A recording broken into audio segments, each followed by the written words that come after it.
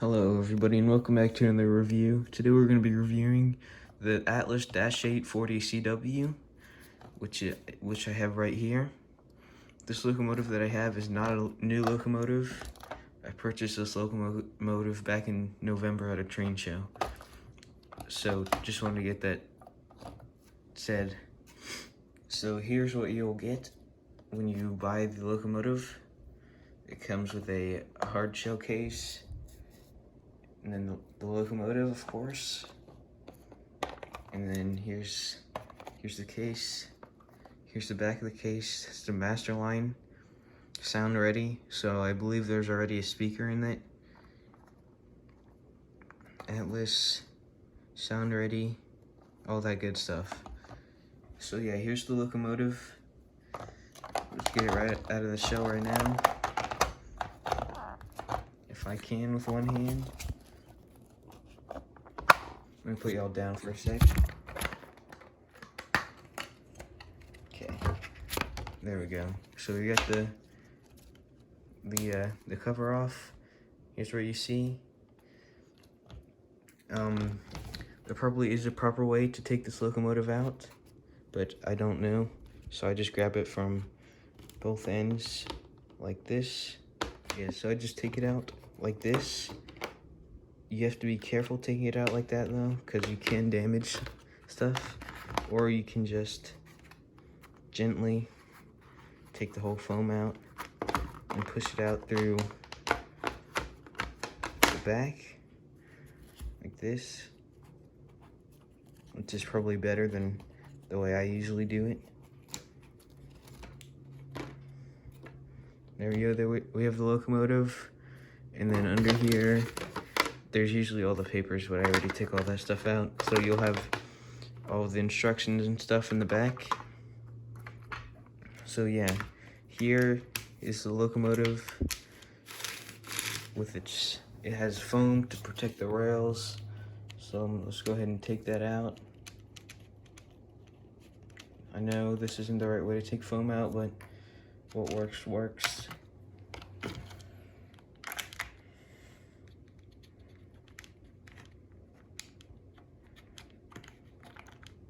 There we go. You gotta be very careful doing that so you don't damage the handrails. But yeah, oops. But here's the locomotive out of the package. If the camera will focus, you can see all the details, all the stickers, all the black stuff on the line was me. So, and on the number board here and back here, that was me. I did that with paint. But you can see the steps, if it'll focus, are painted. You can see around the front all the MU hoses and all that good stuff. The ditch lights do work. I'm not sure, I don't remember if the number boards light up, but yeah, this is the horse head. Or no, it's not horse head, sorry. Whatever the other one is, because this is a Dash-8, so it didn't have that paint scheme. But yeah, here's the other side. And here's the rear. If the camera will focus. There we go. You can see all the details. All the little handrails are painted. All that good stuff. And the trip pins are already in, so that's good. This locomotive is already running, and definitely do need to run it in because it does not run well at the beginning. But I just recommend that with all locomotives. So yeah, just start her up. Of course, this has no sound, it's just DC. If my switches are aligned the right way, so power will go through. There we go. My track is a little dirty, sorry about that. But yeah, you can see it runs well. You can see the lights. No number board lights, but I feel like that's probably realistic. But I don't know. I don't know a lot about Dash-8s. You can see the rear lights, no ditch lights on the rear. And like I said, my track's dirty, but yes, you see it runs pretty quiet, pretty smooth.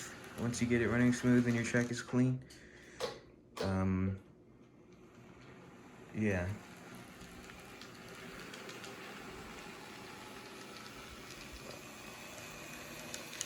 And then it's really easy to take the shell off of these models, but I actually broke the clip, so the shell will just kind of pop off sometimes.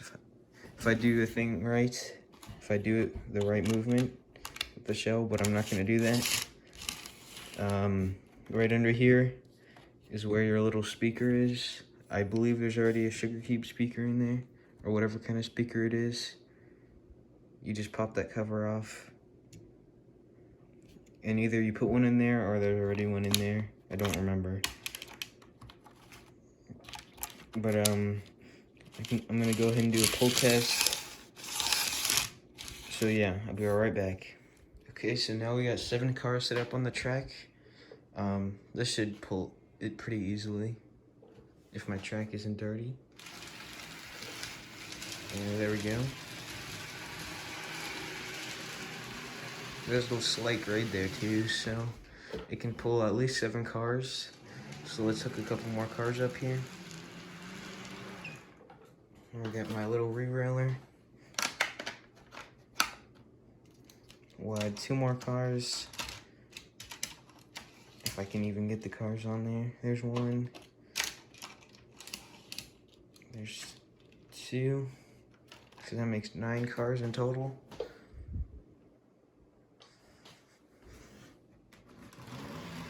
Oh, wrong direction, sorry. There we go, there's 9 cars up a slight grade.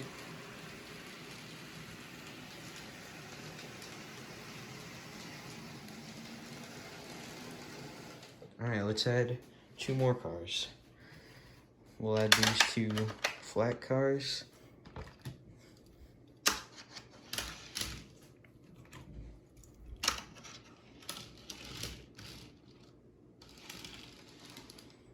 Okay, so let's make sure these are on the track. Yeah, it's all good. Let's back this up.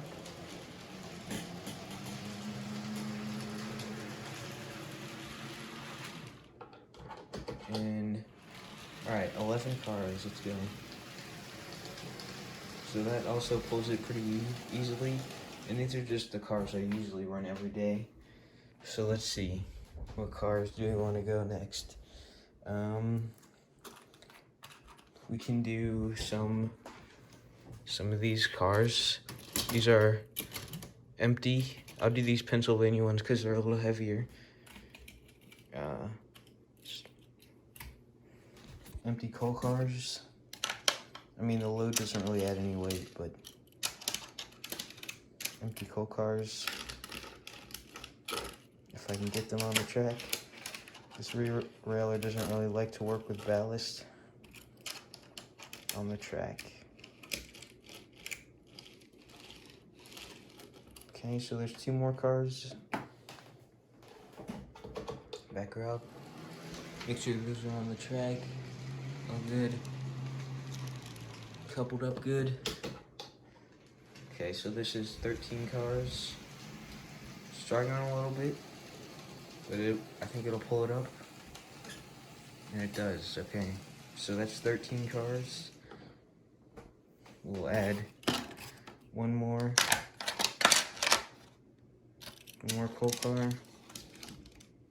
And find something else to add.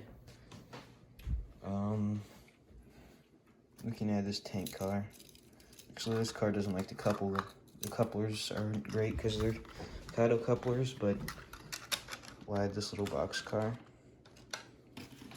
Alright, so this would make 15. I've actually never tried this test before, so make sure it comes up good. Yep.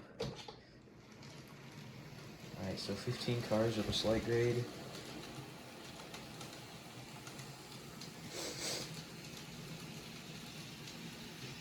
Yep, pulls it up just fine.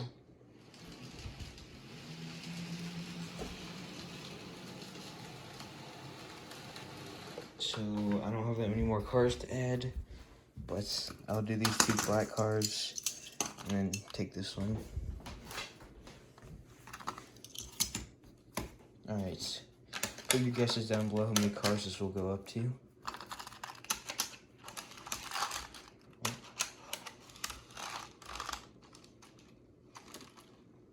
There we go. That's 15, 16, 17. Oops. Okay, so 17 cars.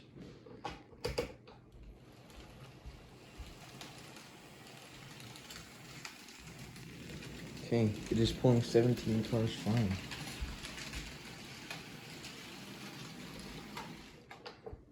So let's back it back down and add a couple more. Yes, that car's derailed.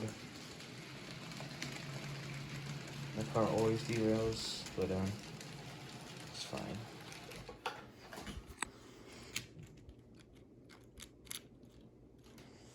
Okay. You know what?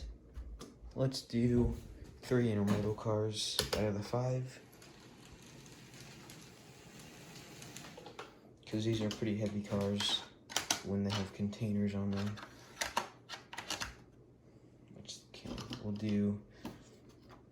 I'll put them on and put the containers on.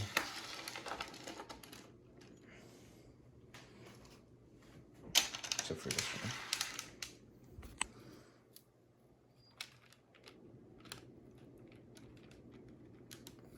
Okay, there we go. Let's pull it forward a little bit so I can get more space for the rerouter. I have a feeling this will pull this just fine. So if this pulls it right, then we'll step up to 5 intermodal cars. Okay, let me add the container to this one, make it a little heavier. Hopefully we don't get a pull apart because all my heavy cars are at the back. But let's see. Seems to be pulling, how many is this? 2, 4, 6, 8, I don't know, like 19 or 20 cars, just fine. You can see it's going over here. Struggling a little bit, but we'll just add those last 2 intermodal cars.